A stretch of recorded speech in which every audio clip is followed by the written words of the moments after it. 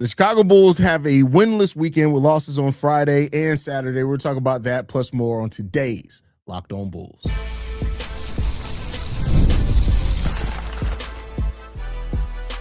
You are Locked On Bulls, your daily Chicago Bulls podcast. Part of the Locked On Podcast Network, your team every day.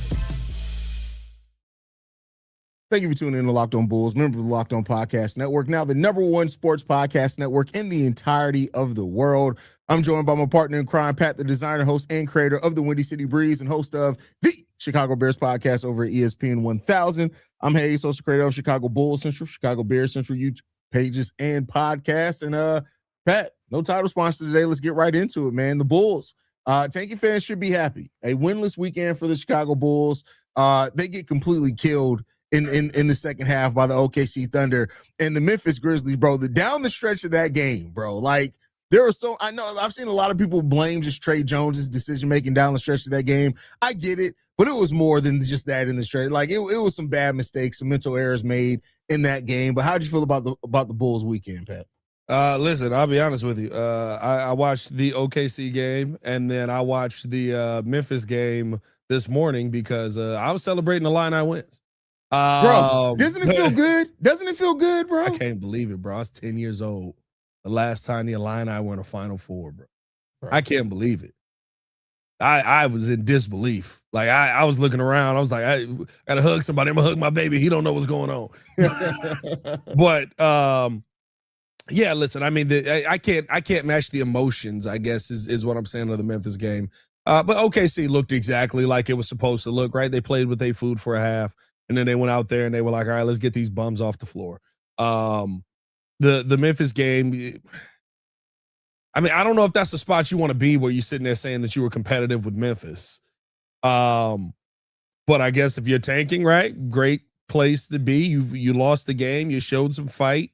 And you got the outcome that you needed most. The Bulls are in a spot now where we're all just waiting for the final, blade to drop on this season and end it all.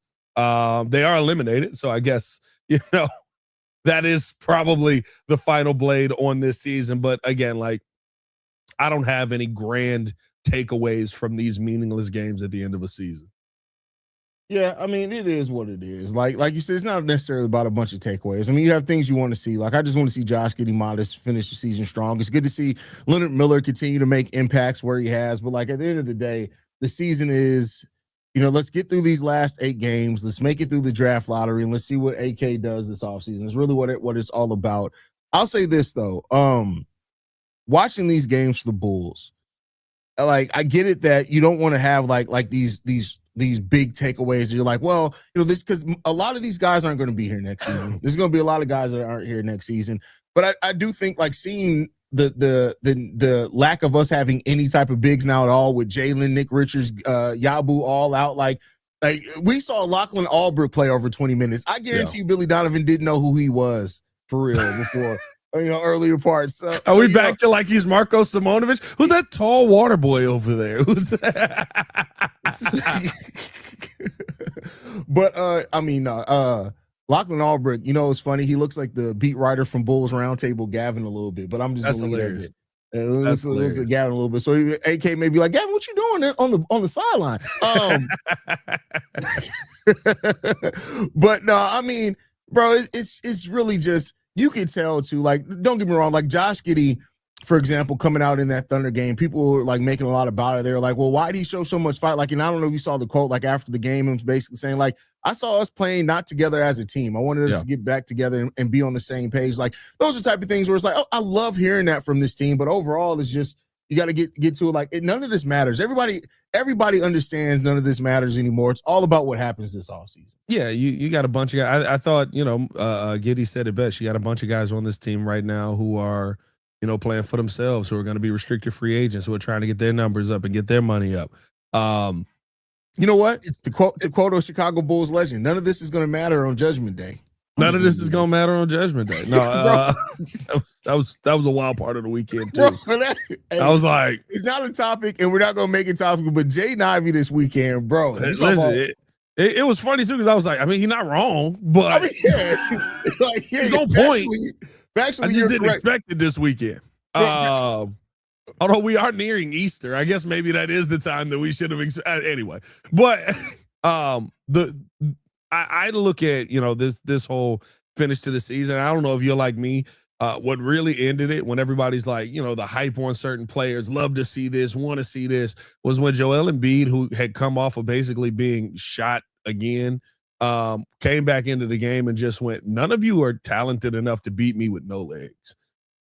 Yeah. I got two that are good enough to dominate y'all today. Like once you saw Paul George look like it was 2010 on the Pacers again, it was like, oh, none of this is real. Like none of anything that we're doing has any bearing versus real NBA talent. Okay, this is cool. All right. So like, I feel like the tone on the season was set there versus the 76ers, or the tone to finish the season was set there. And now it's like, oh, Midas had 29. That's cool. Why is he taking so many goddamn threes? But a good game overall.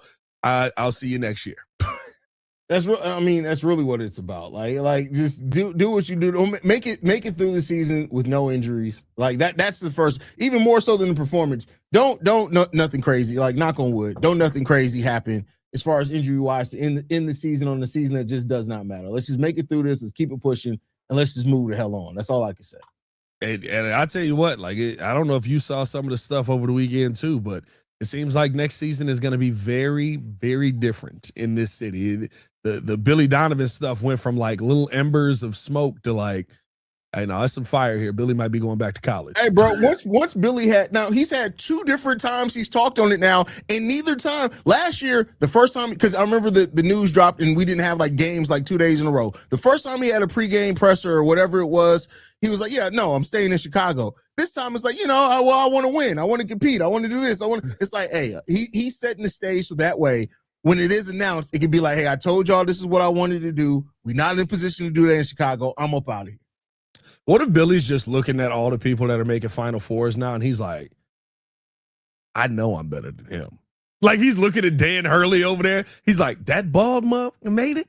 Hey, bro, first of all, did you see Dan Hurley chest bump or ref?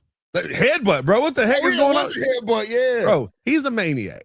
Bro. And it's, I have a weird, I don't like him, especially because now Illinois got to play against them. But I also kind of love him for having that old school fire. Yeah. It's like I hate him for how he acts, but then I also love how he acts when his team has a moment like that and they come back in a game that I was in Milwaukee yesterday because I went to the White Sox game. We went to a bar after it got to halftime. I was like, look like Duke got this wrapped up. Let me head home. I'll listen to the rest of it on the crib. By the time I get to the house, UConn's hitting the game winner. I'm like, what is happening here? Bro, listen. This has been wild, bro. And like, don't take a boozer. Caden Boozer, bro. He definitely probably got beat up, bro. Like he might fall to the Bulls now. He might. No, that's Caden Boozer. I was talking about Caden Boozer, the other one, but yeah. No, I'm saying Caden. Caden might. The Bulls got to take him at 10 now. That's how it goes. If you mess up, you got to take him. Caden was never going in the top 20. I don't know. Oh no. He moved up on AK's radar because of that play. Situational awareness, baby. I got you. I follow you now. If a guy sucks at situational awareness, AK is all over it.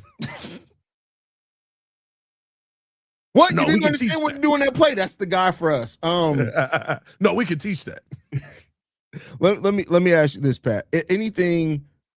I know it's a difficult question to ask, but like over the final 8 games, anything that you do want to see, like to say, hey, I want to see Rob Dillingham continue to play well. I want to see Leonard Miller take a shot. I want to see Lachlan what he does. We don't have no bigs the rest of the way. Well, like, is there anything though that you do want to see from this team over the final 8?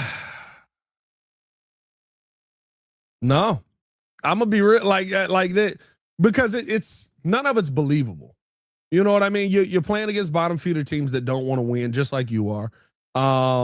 When you play against the talented teams, they take your hearts out. Like that's why I said, don't get all hype over Leonard Miller. Don't get all hype over Rob Dillingham having some solid games. You can't lose your mind at any of this because when the chips are truly down. When the Bulls hopefully are competing, none of them are going to be players on this team that you have on the floor. Like, you think Billy Donovan wants to play Leonard Miller? I think you're underrating Leonard Miller a lot, to be honest with you. I think Leonard Miller as a two-way rotational forward, I do think he'll play on the Bulls. I'm not saying he'll have a huge role, but I can see Leonard Miller playing on the, he's 22 years old. I can see that happen. Hey, look, you believe what you want. I've been here before. Listen, I'm not saying like some people I'm not saying like some people are like, Leonard Miller absolutely has to be part of the Rebus. Okay, now hold on now. Y'all tripping a little bit on that one, but we'll see. I mean, tonight, though, we face off against the San Antonio Spurs, bro. The goal is not to lose by 50 because we got no bigs. To guard Wemby, bro, they're going to be throwing lobs to Wemby from half court, bro.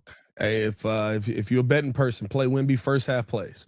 Yeah. Anything you can play for Wemby in the first half, play. Because the one thing I respect about Wemby be like, oh, there's nobody to guard me. I'm going to try and get 50 in the first. Exactly. And sit down.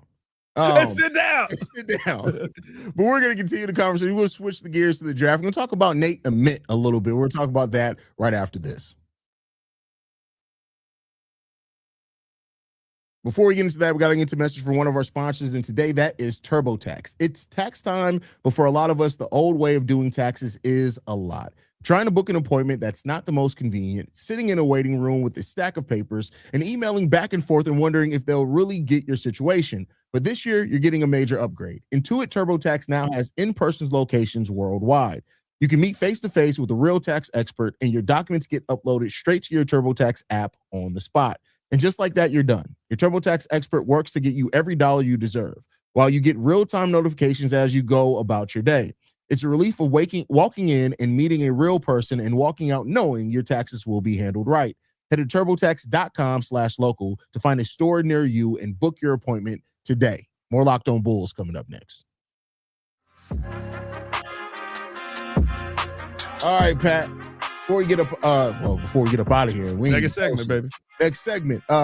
Nate Ament. I know a lot of people are wanting us to talk about Keaton Wagler, but we are trying to get on Sonny from Locked On Illini to come in and help us talk about Keaton Wagler, which could be good to be in the Final Four and talk about that. But Nate Ament, this is a guy that fits the AK mold of players that AK tends to like. The thing when it comes down to Nate Ament for me, Pat, is like, what do you really see about Noah Essegier? It doesn't even matter. Like, if the Bulls look at Nate Ament and think he legitimately has star power, it doesn't really matter at that point. You can figure it out, because I still think Noah Essegier eventually is going to be a center at some point.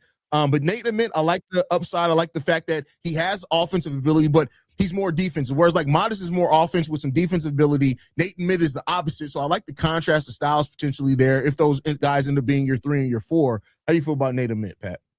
For me, I've got him lower on my list of prospects that I want the Bulls to take.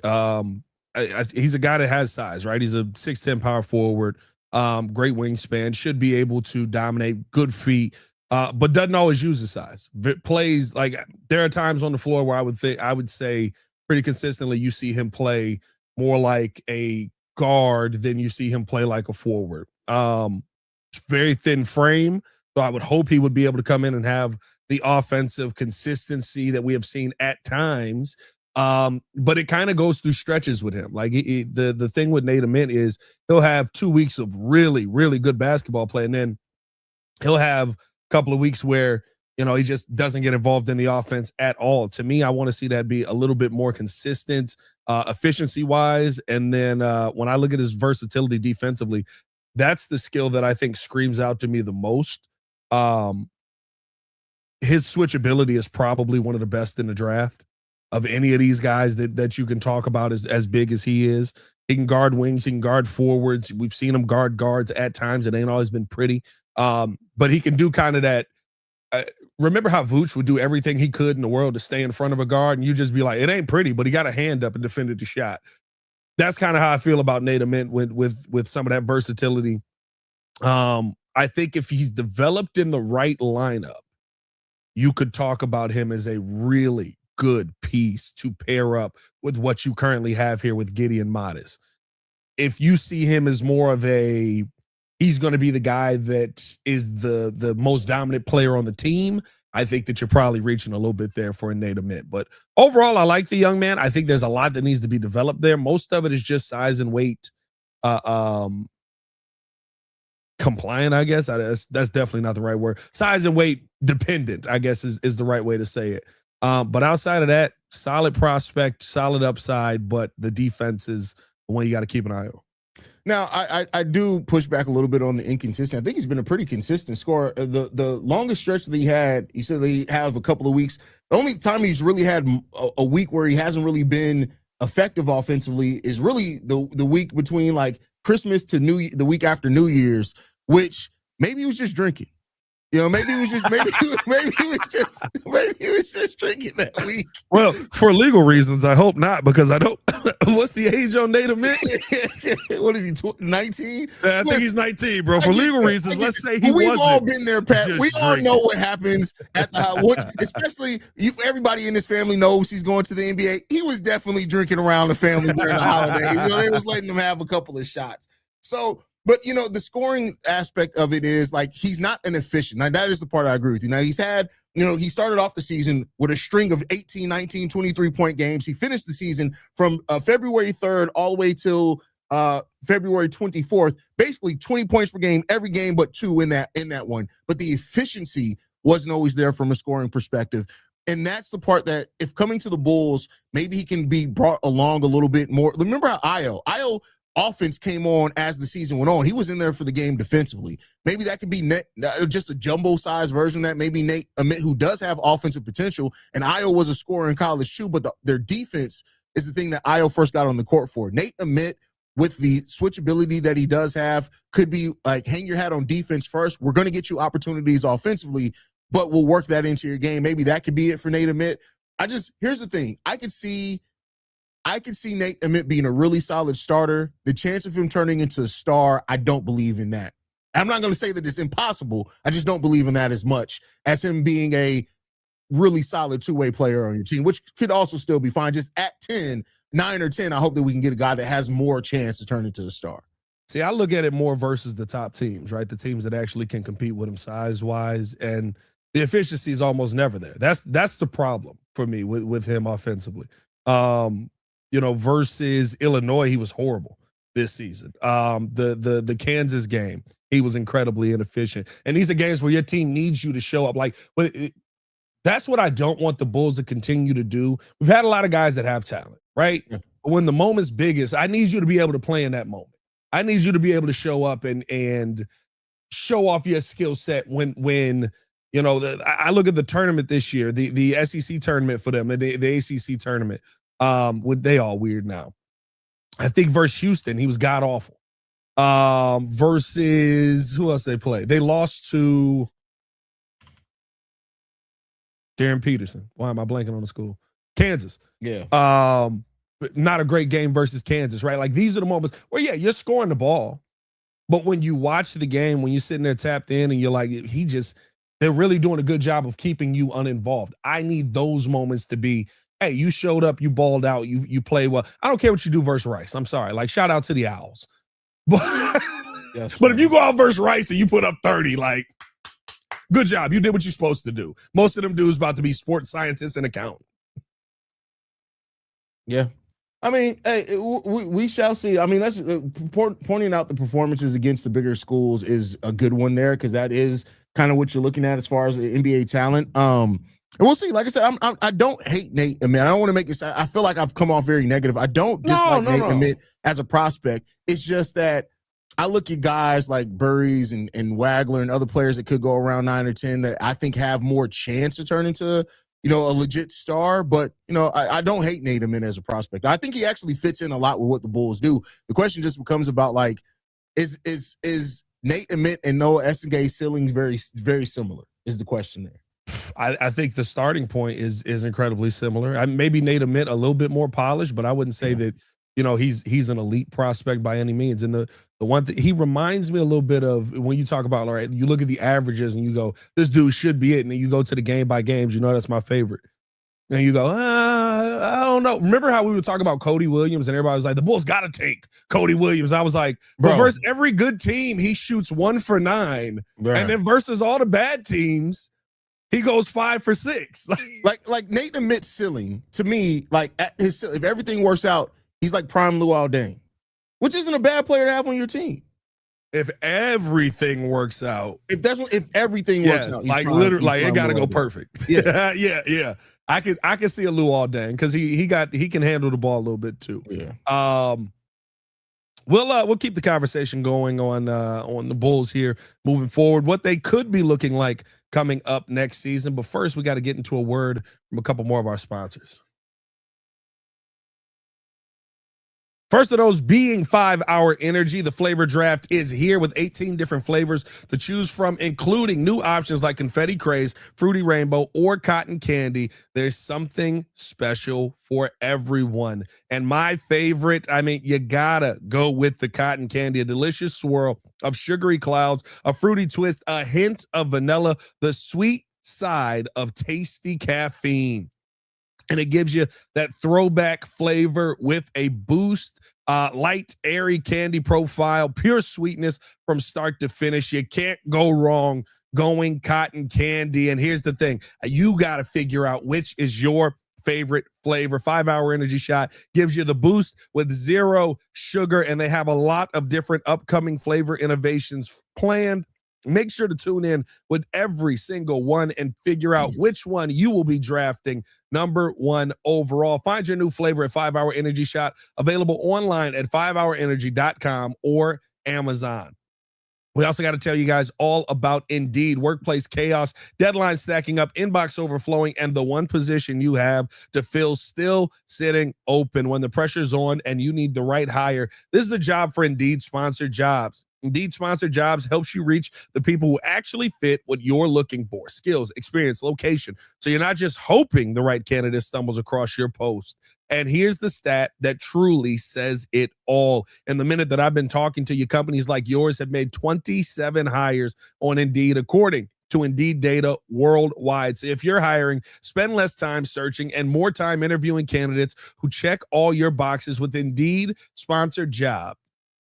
Spend less time searching and more time actually interviewing candidates who check all your boxes. Less stress, less time, more results. When you need the right person to cut through the chaos, this is a job for Indeed Sponsored Jobs. And listeners of this show will get $75 sponsored job credit to help get your job the premium status it deserves at Indeed.com/podcast. Just go to Indeed.com/podcast right now to support our show by saying you heard about it on this podcast. Indeed.com/podcast. Terms and conditions do apply. Need to hire? This is a job for Indeed Sponsored Jobs. More Locked On Bulls coming up next. All right, Pat, before we get up out of here, man, we got comments from Modest Buzelis in regards to wanting Billy Donovan to stay with the Chicago Bulls. Modest was interviewed by Joe Cowley of the Chicago Sun-Times, in which Modest Buzelis basically said that Billy Donovan has been hugely important to who he's become as a player, that he coaches him hard, he appreciates the way that he coaches him, and that Billy Donovan is always honest with him. And he talked about you don't always get that a lot in the NBA. And I think that's a lot for Modest as a second-year player already to notice, hey, a lot of y'all be lying. Yeah. But Billy Donovan tells the truth. Now, we all know that this Billy Donovan thing is, I think Modest's words would hold more weight if it was the front office looking to move on for Billy. But this is Billy potentially deciding that he's ready to move on. So I don't know how much that could swing things, but how do you feel about Modest Buzelis basically talking glowingly about Billy Donovan? What you supposed to say? Like, that's kind of what it always comes down to me. Good job being a pro. You know what I mean? Whether you love Billy or hate Billy, I don't know what Modest's true feelings are on him. But we'd all be looking at him sideways if he came out and he was like, yo, this Billy Donovan guy, F this guy. He won't let me shoot mid-range shot. I get that, but you also don't have to talk glowingly. You could just be like, yeah, Billy's going to have to make the decision that's best for himself. And that's that. Like, you don't have to be like, oh my God, this guy's done so much for me either. You don't have to say that either, though. I mean, listen, Michael Jordan said Doug Collins did a lot for him. He still was, able to win a lot more with Phil Jackson. This is true. Like, it's one of those things where, realistically speaking, that scenario, Mike wanted Doug. Mike has openly said he didn't want to fire Doug. He wanted Doug to be a part of the team. Yep. You have to do what's best for the team moving forward, though. And unfortunately, because of how AK is building this, I don't think that there's a world where Billy Donovan fits here. I don't think that there is a world where AK and Billy Donovan can coexist anymore. I think that this path has moved on. Now, it can stay together, right? But you would continue down this path of mediocrity, this path of, struggling to even win 30-plus games. Like, I think it's just at a certain point, it hits its course. And maybe Modest does want Billy to remain the head coach, but that's not what's going to help the Chicago Bulls get wins. The problem is now you got to rely on AK to go out there and find you a coach that fits the players you already have on this team. Because what you don't want to happen is what we've seen happen in the past, where a new coach comes in and he goes, yeah, Modest cool, but he ain't what y'all hyping him up to be. Like, go over there and stand in the corner and shoot threes. Welcome to the league. That's funny. If Billy Donovan does leave this offseason, it will be very fun to watch the candidates that AK brings in, right? Because the last thing you want to be is like the New York Knicks last year when they sent out all these to every coach. Hey, we want to interview you, and everybody's like, you know what? No, I'm good. You know who it is? Who? It's Mike Malone. He's not going to get anybody he don't know. I disagree. He got Billy. He didn't know Billy, and you got to keep in mind, AK he didn't have a coach on the market that he did know. AK didn't hire Mike Malone. Mike Malone was there before AK was there. So I get it, and I get why people think that, and it's probably, and I'm not, yeah. And Mike Malone was there before AK was there. I think like a year before, if I'm not mistaken. I feel like Mike Malone been there a long time too. I was about to say, I feel like AK been there a long time, bro. 2015, AK had to be there before 2015. I don't think AK was. Maybe not. I feel like AK was with Denver for like 17 years, bro. Let's see. When did AK get hired by the Denver Nuggets? When did you say? 15, 16 for Malone.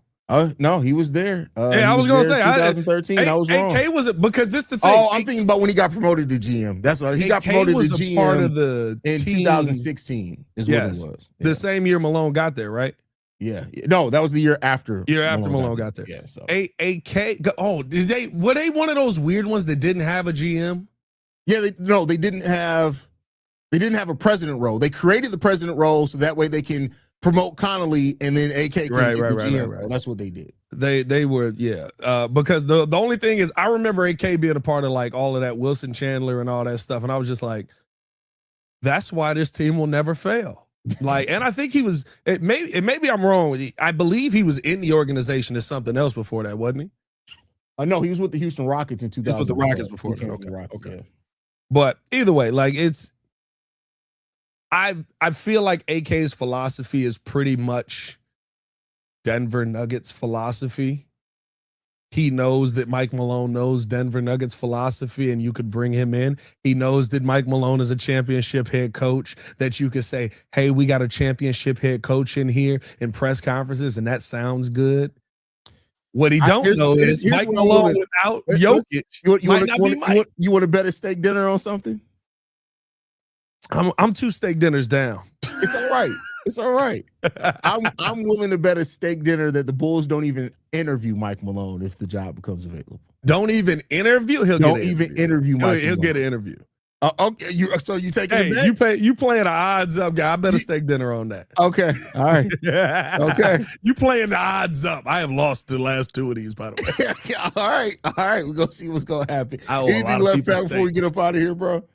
Nah, man, I appreciate y'all for tuning in and showing love as always. Hit that like button, subscribe to the page, leave a 5-star review. Y'all know what to do. Dang, I lose this bet if Billy don't leave. That evens the odds out a lot, honestly. Like, I just thought about that. I was like, Billy don't leave, I still lose. Haize made an upside bet, and I didn't even realize it. Make sure you guys go over to lockedonbulls.supercast.com to sign up for the Everydayer Club. We get exclusive access to the Locked On Bulls Discord, or the Locked On Discord as a whole. You can go to any Locked On channel and comment in the Discord if you decide to do that. Locked On Bulls is free and available on every podcasting app and platform of your choice, as well as YouTube, the Odyssey app, Amazon Fire TV, Roku TV, and Fubo TV. Basically, anywhere you want us, you can get it. We'll catch you guys bright and early tomorrow talking about a loss to the Spurs. Love you guys. Peace, y'all. They better not win. If they win against the Spurs and lost to the Memphis Grizzlies, bro, I'm just going to be like, man, they so serious. They would check out. I wonder if Wemby even plays.